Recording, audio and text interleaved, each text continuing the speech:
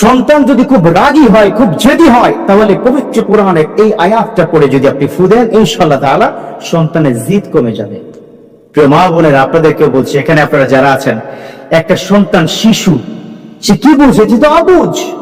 শিশু কিন্তু কোনোদিন মায়ের পেট থেকে ইঞ্জিনিয়ার হয়ে আসে না। শিশু কিন্তু কখনো মায়ের পেট থেকে লয়ার হয়ে আসে না। তারা কখনো সায়েন্টিস্ট হয়ে আসে না। পৃথিবীতে আসে অবুঝ অবস্থায়, সে বুঝে না, তার বুঝ শক্তি নেই। মেডিকেল সায়েন্স, বিশেষ করে সায়েন্টিস্টরা, সাইকোলজিস্ট যারা, মনোবিজ্ঞানী, তারা কি বলছে একটু মনোযোগ দিয়ে শুনবেন। দুনিয়াবে কিছু কাজ করতে হবে, অবশ্যই আপনি ওই সূরাতু আলে ইমরানের 83 নং আয়াত পড়ে আপনি ফু দিবেন।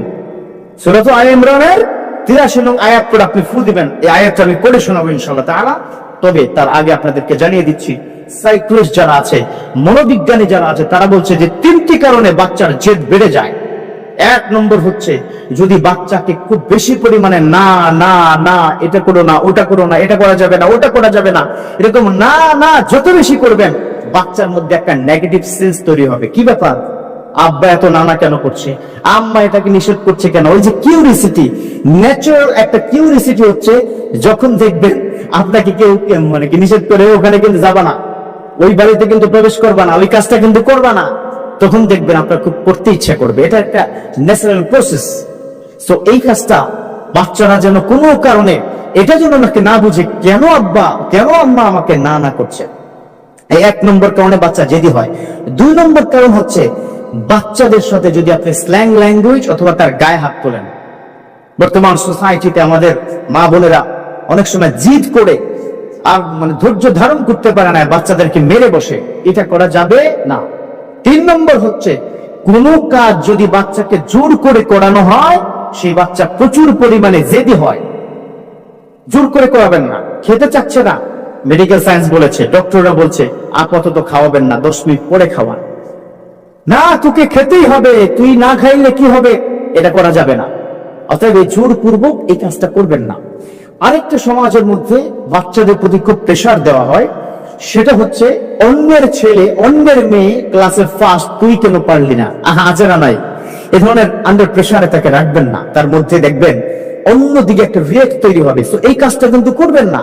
বর্তমান সোসাইটিতে বাবা মায়েরা এই ভুলগুলো করে যান, এই ভুলগুলো করে ফেলেন, এটা করবেন না। বিশ্বনবীর পাশ দিয়ে যখনই কোনো শিশু সন্তান যেত, তিনি তার মাথায় হাত দিয়ে হাত বুলাতেন, তার জন্য দোয়া করতেন।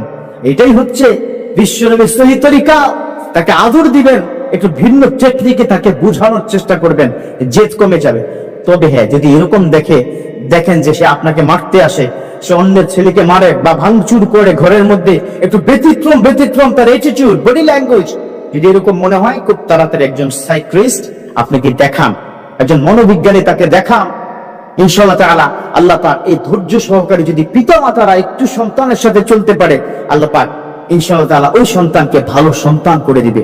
দেখুন, নেককার সন্তান, এটা যে কত বড় নিয়ামত। আমার বিশ্বনবী তিনি বলেছেন, ইযা মাতাল ইনসান ইনকাতা আনহু আমালুহু ইল্লা মিন তালাত। যখন কোন মানুষ মারা যায়, তখন তার সাথে দুনিয়ার সম্পর্ক থাকে না, কিন্তু 3টা জিনিসের সুসম্পর্ক তখনও থাকে। আপনি কবরে চলে যাবেন, তখনও 3টা জিনিস সব আপনার আমলনামায় যাবে। 1 নম্বর হচ্ছে, ইল্লা ওয়ালাদুন সালিহুন ইয়াদউ লাহু, নেককার সন্তান তার জন্য দোয়া করবে। তো এই যে সন্তানটা আপনার, এটা নেককার হয়েছে কিনা বা হবে কিনা, এজন্য আল্লাহর কাছে সাহায্য চাইতে হবে। সূরাতুল আলে ইমরান, কি মনে আছে তো কি বলছিলাম? সূরাতুল আলে ইমরানের 83 নং আয়াতে রব্বি করিম স্পষ্ট করে বাচ্চাদের সম্পর্কে এই বিষয়টা তিনি কিন্তু স্পষ্ট করে কি বলে দিয়েছেন। এই বাচ্চাদেরকে আপনি সূরাতুল আলে ইমরানের 83 নম্বর আয়াত পড়ে ফু দিবেন। অ্যাপস আছে না এই ছেলেরা? অ্যাপস আছে তো? অ্যাপসের মধ্যে ঢুকে সূরাতুল আলে ইমরানের 83 নং আয়াতে এভাবে, আফাগাইরা দীনাল্লাহ ইয়াবগুনা ওয়া লাহু আসলামা মান ফিস সামাওয়াতি ওয়াল আরদ তাওআন ওয়া কারহান ওয়া ইলাইহি ইরজাউন। এই আয়াতটা সূরাতুল আলে ইমরানের 83 নং আয়াতটা পড়ে বাচ্চাকে ফু দিবেন। আরেকটা দোয়া শিক্ষা দেই, আরেকটা দোয়া হচ্ছে সূরাতুল ফাতিহা। এটাও কিন্তু দোয়া, যেমন সূরা তেমন দোয়া। এটা পড়ে ফু দিবেন, ইনশাআল্লাহ তাআলা ধৈর্য ধারণ করবেন, বাচ্চাকে মারবেন না, অতিরিক্ত জেদ দেখাবেন না। আপনি একটু ধৈর্য ধারণ করলে বাচ্চা দেখবেন সুসন্তান হবে, নেককার সন্তান হবে। আল্লাহ পাক আমাদের পৃথিবীর সকল বাচ্চাদেরকে সুসন্তান, নেককার সন্তান হওয়া তৌফিক দান করুক।